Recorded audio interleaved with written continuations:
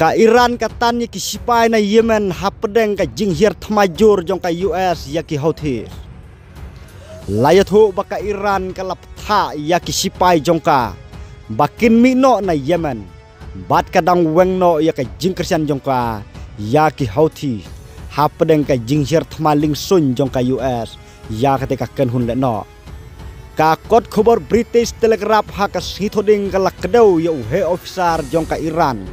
Ubalaong baka Teran ka penduna ya ka jingkersian jongka ya ki nongmi khmat jongka haka than ban penle jingmut haki jingma ki babek ki bami na ka US. Manla ka jingyalang kalong ka bala penlong da ki jingkeren siapang presiden jongka US Donald Trump laong une uhe sorkar.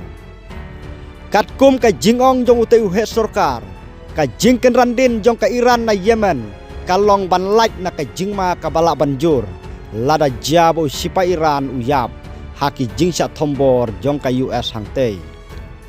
Ka Teran ka penle jingmud haka jaka jong kata kumno ban jubab yu trom bad yaki jingberngem babunja jong u bad omdon ka weiru na ki kenhun than ka bangila kersian mensiwa ka bangi dang ya keren ong une uhe sorkar. Ka jing perkhat hang ne kalong baki Houthi kin omla ban im bat ki dang im ye ki benai ne wat ki sngi bakhadu jongki kum ta kam don jingmot ban bu ye ki hakathub jongi.